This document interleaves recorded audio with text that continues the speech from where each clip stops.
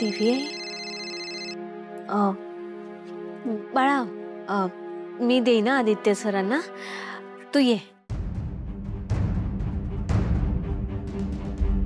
कोण समजतेस कोण तू स्वतःला? तू इकडे आदित्यला सगळ्या गोष्टी कॉम्प्लिकेट करण्यासाठी पाठवलं होतंस का? काय झालं देवी आई? आदित्यने इथे येऊन सगळ्या इन्व्हेस्टर्सना घालवून दिलंय. काय? आमची कंपनी बंद पडायचा विचार आहे का? घर तर उद्ध्वस्त केलंच आहेस माझं.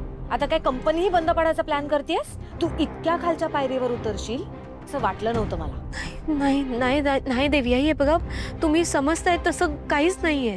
हे बघ, माझ्यासोबत हे असले घाणेरडे खेळ खेळायचे नाहीत, हे लक्षात ठेव. देवी आई, मी तुम्हाला कसं पटवून देऊ? तुम्ही जे सांगितले तेच मी ऐकते ना, त्याप्रमाणेच मी वागत आले. आदित्य सरांना ऑफिसात जाऊ नको असं बजावलं असताना देखील आदित्य सर तिकडे आले. त्यावरनं आदित्य सरांचं तुमच्यावरचं प्रेम आणि कंपनीबद्दलची आस्थाच दिसून येते. आदित्यने इन्व्हेस्टर्सना घालवून देण्याचा जो निर्णय घेतलाय तो योग्यच आहे हे मला माहिती आहे. मी तुला फोन एवढ्याचसाठी केलाय की तू मला माझा मुलगा परत देण्याचं वचन दिलंयस, ते विसरू नकोस. देवी आई, माझ्या लक्षात आहे. तुम्ही फक्त माझ्यावर थोडासा विश्वास ठेवा. आपलं जसं ठरलंय तसंच होईल. लवकरात लवकर आदित्य सर तुमच्याकडे परत येतील.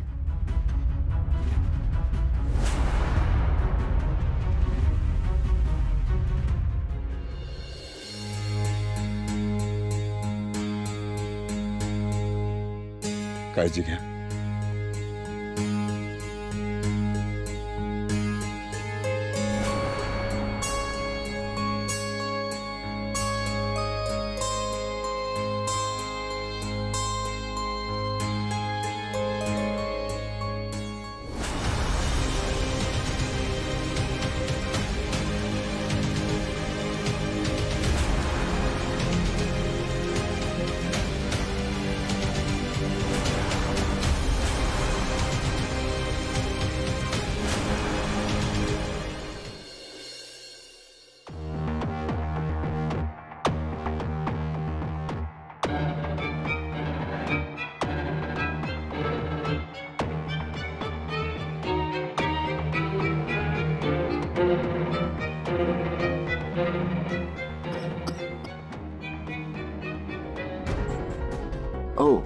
हो अच्छी हो.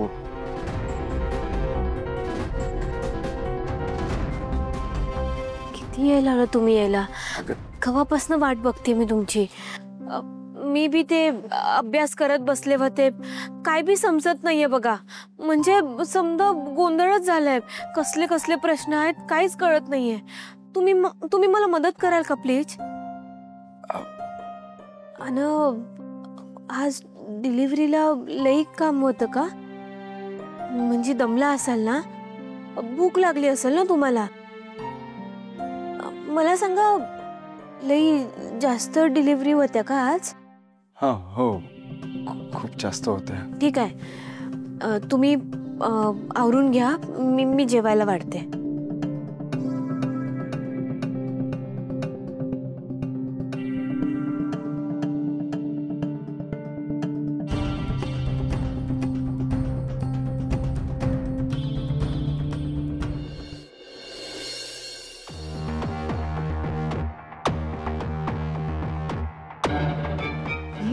दिशा, नवीन साड्या आणलीत वाटतं है ना?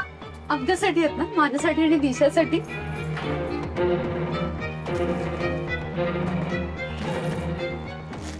काय आहे?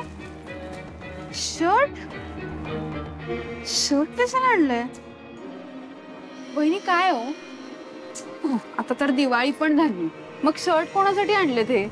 अच्छा अच्छा, तुम्ही आपल्या सर्व्हंट्सना परत एकदा गिफ्ट देणार आहे का दिवाळीचं? चालेल. न्यू सासू मॉम, काही काय बोलताय तुम्ही? इतके चांगले शर्ट्स त्यांनी असंच कोणाला गिफ्ट करायला नसतील आणले. मग हे त्यांनी नक्कीच कोणत्या तरी जवळच्या व्यक्तीसाठी आणलेत. बरोबर बोलतेस तू दिशा. हे सगळे शर्ट्स मी आदित्यासाठी आणलेत. हा? काय?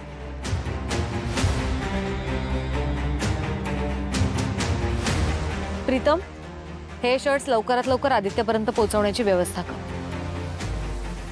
हो हो हो, मी करतो ना. अहिल्या, आदित्यने आज जे केलंय ना त्यानंतर ह्याच्यापेक्षा जास्त काहीतरी डिझर्व करतो तो. म्हणजे बघ ना, त्यांनी एवढा मोठा प्रॉब्लेम सॉल्व्ह केला आहे, तर एक हितचिंतक म्हणून थँक्यू तर म्हणायला हवं ना. म्हणजे मी तर म्हणतो त्यापेक्षा असं कर ना, तू त्याला सहकुटुंब जेवायलाच बोलव ना.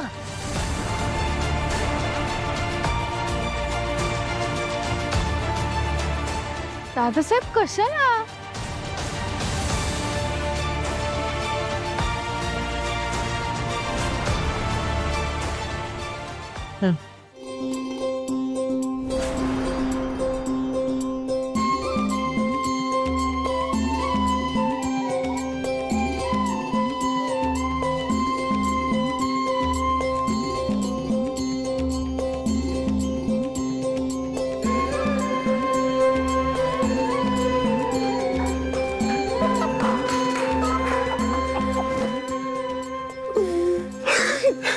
म्हणजे फायनली दादा आणि पारू आपल्या घरी येणार आहेत. Yes. Yes.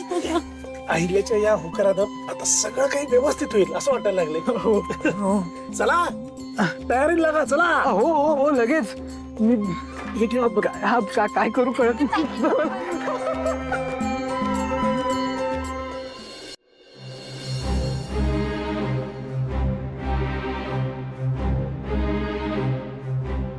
Paru, I am sorry.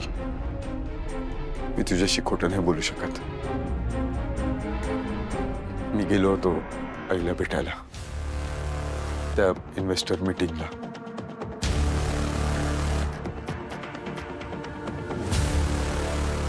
तू नको म्हणाली होतीस तरी पण मला तिथे जाणं खरंच खूप गरजेचं वाटत होतं पारू. ठीक आहे ना मग, तुम्ही गेलात तिकडं. तुम्हाला जे योग्य वाटलं तेच तुम्ही केलं. आणि मला याबद्दल काहीच नाही बोलायचंय.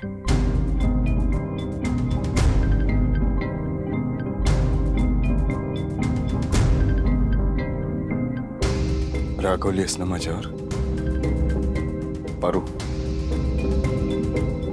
शपथ सांगतोय तुला, मी जेव्हा ऑफिसच्या पार्किंग मध्ये पोहोचलो होतो ना, तेव्हा एका क्षणासाठी असं वाटलं की यावं परत घरी निघून.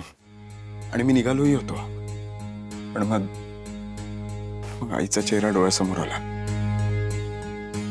पारू, आईने ही कंपनी खरंच खूप मेहनतीने उभी केली आहे का? आज तिला खरंच माझी गरज होती. त्यामुळे मी देवी बोलल्या तुमच्याशी? नाही, पण मी जे तिला सजेशन दिलं त्याला तिने नकार नाही दिला. मी तिची संमती दाखवली. आदित्य सर, देवी तुमच्यावर लय राग धरून नाही बसणार. मला खात्री आहे लवकरात लवकर त्या तुम्हाला घरी परत बोलावून घेते. सगळं ठीक आहे, पण तुझ्याशिवाय मी घरी जाणार नाहीये. जोपर्यंत आई तुला मान सन्मानाने घरात घेत नाही तोपर्यंत मी घरात जाणार नाही. नंतर एक पोरगी आली एकदम धीट. आणि ती व्यक्ती म्हणजे अहिल्या वेसकर.